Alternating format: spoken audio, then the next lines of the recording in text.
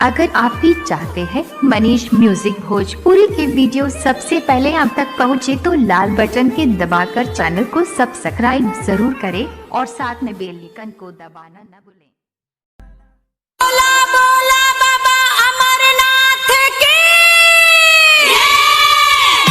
Presented by Manish music Bhojpuri गया।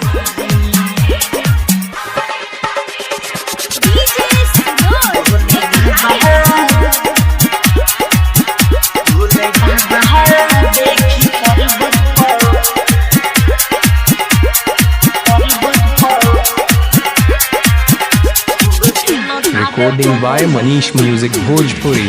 भोले बाबा देखी पर्वत पर खूब खेलता दे पबजी।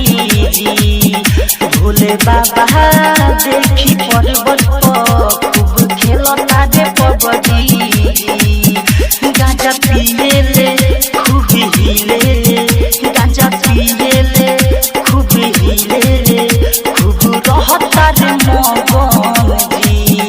भोले बाबा देखी पर्वत पर खूब खेलता रे पबजी। भोले बाबा देखी पर्वत पर खूब खेलता रे पबजी।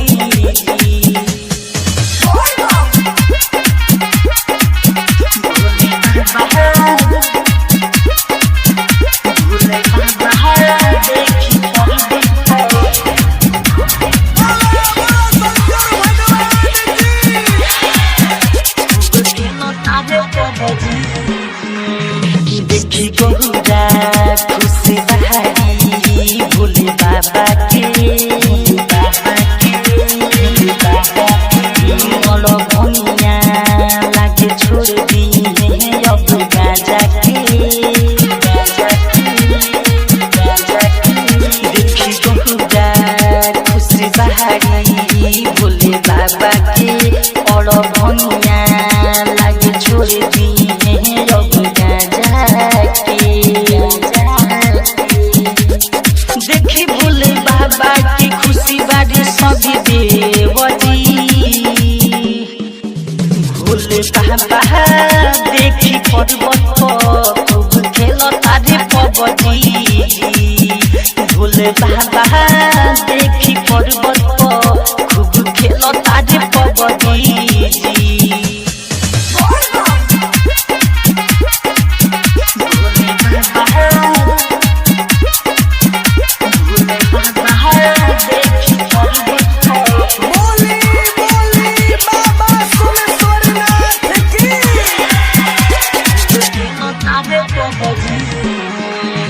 भोले बाबा के देखी खुशी बाटी मनवाजी। लिखी सुनो साचो राइटर पामनवाजी। भोले बाबा के देखी खुशी बाटी मनवाजी। लिखी सुनो साचो राइटर पावनवाजी।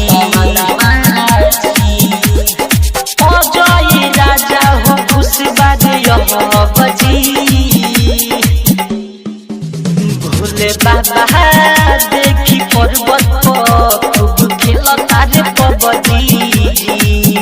भोले बाबा देखी पर्वत पर खूब खेलता रे पबजी।